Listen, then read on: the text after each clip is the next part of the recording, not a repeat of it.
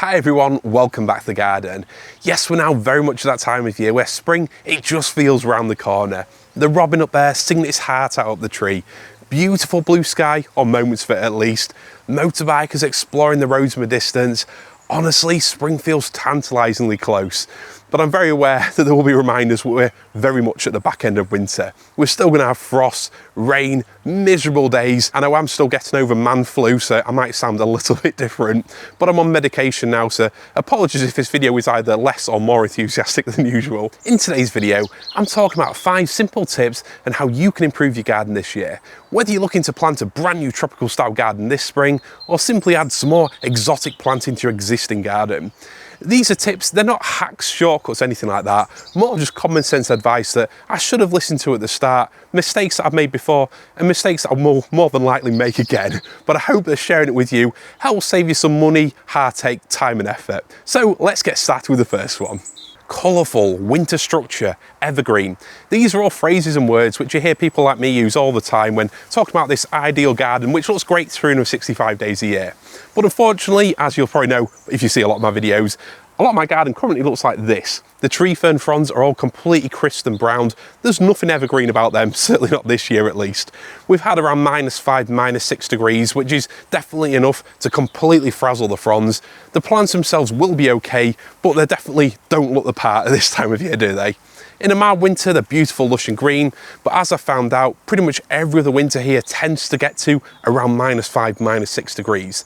My first simple tip is, if you're starting a brand new garden this year, at least have some idea of how cold your garden gets. It really is critical, especially if you're looking to grow a lot of these exotic plants. I've come in to stand at this end of my garden so you can actually see some of that sun in my face, proof that it's actually happened, but also because behind me here you'll see a range of really hardy exotic plants. These beauties here seem to take our winter temperatures, or the normal ones anyway, just fine. But don't let this fool you, there's plenty of plants I've tried here and completely failed with. I've had a Scythia medullaris tree fern. I know they only take around -3, but I thought if I wrap it with fleece, or frost cloth as some of you might know it as, then they can take a bit lower than that. Well, yes they can, but when we have days on end of -5, ice days where it doesn't get above freezing, fleece isn't going to do anything. And unfortunately, I lost that one that I planted out. I also grew a Phoenix canariensis, which if you saw my video down at Torquay, you'll have seen some magnificent examples growing down on our south coast.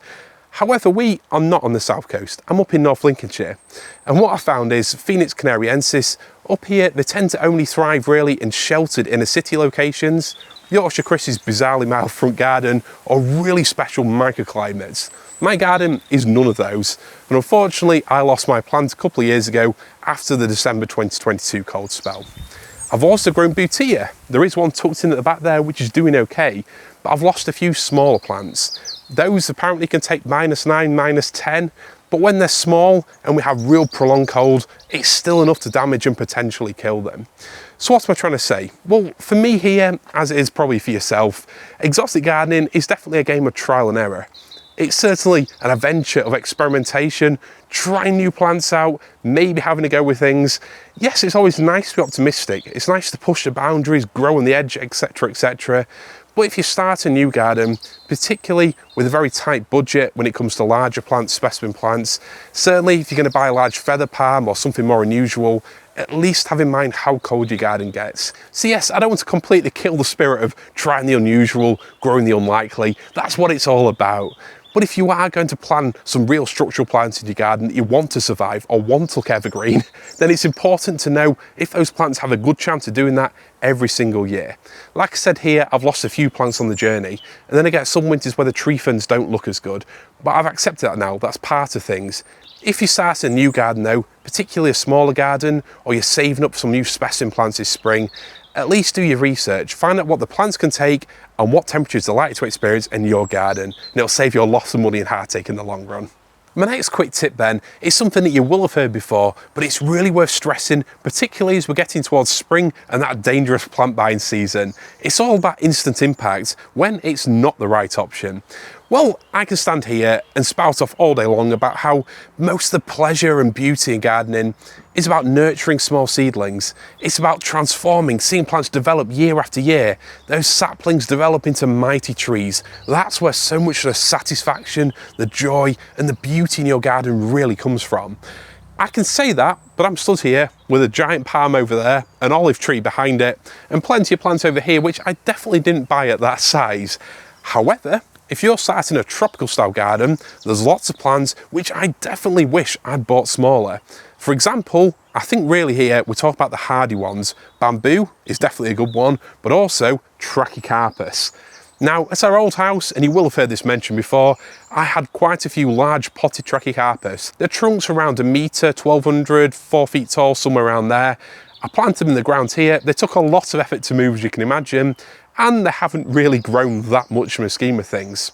However, you look at these tiny ones over here, these started off in around 30 litre containers, about 1 foot of trunk, something like that, and they're now, well, they're significantly taller than me, 7 foot to the top of the tallest leaf. So these are now real specimen plants, absolute beauties. They've grown all that, while the others have basically grown about that much trunk, nothing at all. This is something you will have heard me talk about in my videos at Mark's Crazy Tiki Garden and potentially other gardens that I've visited as well. Yes, there's a lot of exotic plants which are worth buying larger. There's a lot of slow growing plants like the Jubea. The olive tree, for example, you'd take decades to get a plant with a real gnarled old trunk. The Jubutia palm over there, they do grow a bit quicker, but getting a large one, particularly when it comes to more unusual feather palms, often means that it's hardier, so there's an advantage there. But when it comes to the really hardy palms like Trachycarpus, honestly, if you get a small plant, I've talked about this in my videos before, it will grow so much better. The main reason for this is very simple. These palms here have been grown from seed in pots, potted up maybe again, and then sold, and then you plant them in your garden. Buying a Trachycarpus with around 1 to 2 foot of trunk is the best time to plant it. You're getting the right mixture there of size, hardiness, and readiness to grow. If you're buying a large plant with, say, a 1 metre trunk, you often find that they come in very small pots. They've simply been field grown, dug up, most of the root system chopped off, and then forced into a tiny pot for transit. So this is something which, as you can imagine, sets the plant back quite significantly. Even plants which move and transplant relatively quickly, like Trachycarpus, still get stunted and set back by this process. So really, if you take one thing from this video, if you're looking at buying a Trachycarpus, yes, you want the instant impact, but honestly, over the space of 5 years and definitely 7, 8, 10 years, if you plant smaller, the new plant, it'll be so much happier, so much healthier. It'll have a bigger crown, the leaves will be bigger, even a darker colour of green. Plants that you plant small will be healthier, end of. It's as simple as that. So I would honestly urge you, if you're looking at planting a tropical style garden this spring and you've got a certain budget to spend on plants, don't blow it all on a huge Trachycarpus. Yes, they're nice to have if you've got a space where you want a big one straight away. But honestly, over the long term, plant small and you will reap the rewards. And you can soon use filler plants to get that height in the first year if you want. My next tip then follows neatly on from that. If you buy plants small, have an idea of how big they get. Something I do all the time, whether I discover a new plant online or at the garden centre, is simply have a Google and see how big it gets and what it looks like when it gets bigger. A lot of the plants that have really got trendy in the whole exotic gardening space over the last few years, plants like this Scheffler Taiwaniana, they look like they're beautiful small foliage plants when you buy them. And if you buy one that's a couple of feet tall, the right size to go into your garden, don't just think, yes, I've got the right spot for it now. Have an idea of how big it's going to get and what it's going to look like. I don't know if you've seen my video at Dr. Simon Alpin's incredible Sheffield jungle garden. This gets to the size of a small tree. Genuinely a canopy that's maybe 7, 8 meters across, a huge, beautiful plant, but not something that you want to grow in a small shady border right next to your house, although it might look fantastic there for a few years at least. This is something that I've constantly slipped up with here as I've been putting this garden together, and a mistake I'm sure I'll make again. Don't just plan for that plant for the next 1 or 2 years. Have an idea of how big it's going to get over the next 5 years, 10 years, and maybe an idea of its eventual size. You see so many palms on Facebook Marketplace where they've got a phoenix that's basically the size of a hot tub growing right next to the house. They're trying to sell it. No one's going to dig that up. It's going to be virtually impossible without wrecking the house. Don't be one of those people. Before you plant any exotic plant, something that really has the potential to survive and thrive in your area, at least make sure it's got the space to do so and have an idea of what those plants will look like when they develop. For my next tip then, following on from that in an almost logical way, nearly giving the impression that I plan these videos out, is that a lot of the hardy exotics that we grow in our gardens get big. There's so many videos, even a lot on my channel, talking about how hardy evergreen exotics really are the structure, the backbone, the base of your garden, and I grow plenty here. But it's also important to actually leave room for the plants that you enjoy growing. If you particularly enjoy growing a summer tropical style display, a lot of, we'll say, bedding plants, big summer leaves, colocasias, cannas, plants like that, which you move around, jug around every single year, then you need to prioritise space for those plants. Something I did at our old garden is I really literally had a backdrop of hardy evergreen exotics. Then in front of them, the front third of the border was full of my summer big leaves, coleus, all the beautiful, big, glorious plants which I enjoyed growing. Now here I've got a bigger, longer jungle garden. I've got plenty more room for the hardy exotics, but they certainly need it. Bamboos, as I'm sure you're aware, they get big very quickly. Even small plants like this here, Fargesia angusticima, only 70 centimetres at the base, potentially when mature. But as you can see, the whole plant takes up a lot of room. Trachycarpus nova, again, a very small one that's grown especially well. It's got a big wingspan. If you're going to grow a lot of these hardy exotics, have an idea of how big they're going to be in 5 or 10 years time and think about the evolution of your exotic garden. If every plant goes to maturity, what's your garden going to look like in 10 years time? Is it very simply going to be a low maintenance group of hardy exotics? That's fantastic, that's beautiful. Dr. Simon's garden is a fantastic example of that. But if you particularly enjoy growing a vibrant, sunny summer display, then maybe you need to just focus on areas of your garden, leave borders clear, forget about winter interest, just have spaces that are purely for growing those plants. Otherwise you'll find very quickly, in a matter of years, your garden won't have many summer spots available. So it's something that's worth keeping in mind. And here in my jungle clearing area, a simple way I've done that is in front of this row of Trachycarpus here, which I'll quickly pan around and show you. Over there, you'll see that in front of the palms, I've got a strip, a simple strip there, but that allows me to mix, change up, have different summer style planted in front of there every single year. As simple as that, but it's worth keeping in mind. Otherwise your garden might just turn into a full-on jungle, whether you want it to or not.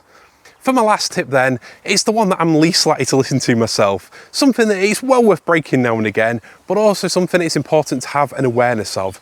And it's all about choosing the best varieties. Now, when you get into the whole tropical style thing, there might be a certain group of plants that grabs you initially. And for me, when I came back into it, it was those big leaf colocasias. Some of them are true jungle plants, Thai giant with leaves that are 1.5 meters across. They really do look spectacular. But as you might find out, in every group of plants, there tends to be 1 or 2 really reliable performers.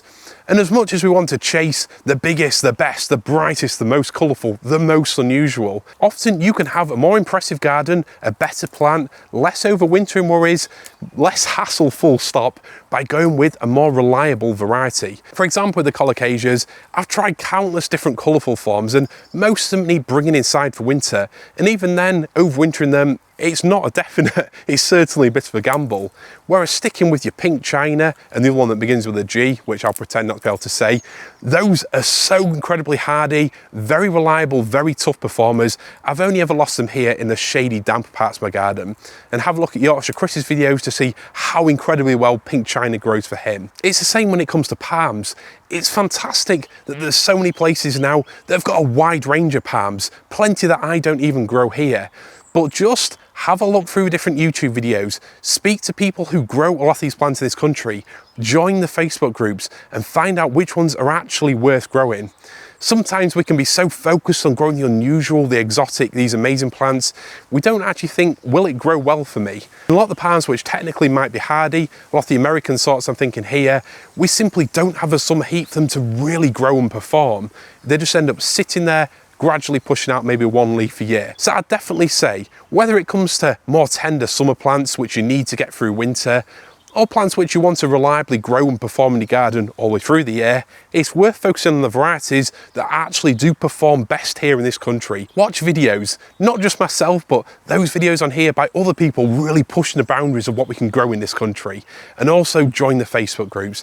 They really are an amazing resource. And if you can't find the information you want, ask the question, and I'm sure you'll get a lot of input from actual experienced growers that can give you an idea of what to try. When I look back at some of the plants I bought over the years, some of them had absolutely no chance of surviving. I don't know what I was doing. I was just blinded by the idea of big leaves, amazing flowers, cool things. But sometimes when it comes to creating a more beautiful garden and actually keeping your plants through the winter reliably, definitely keeping things a little bit simpler can save a lot of heartache. Apologies, today's video has been a little bit basic, but I honestly think these simple tips can really help you if you want to create a genuinely beautiful tropical garden or simply enjoy the process of growing unusual exotic plants more. I'm gonna head inside now and warm up for a little bit, but I hope you all had a great weekend and hopefully we get some more of this actual warm sun very soon. Thanks a lot for watching, see you later.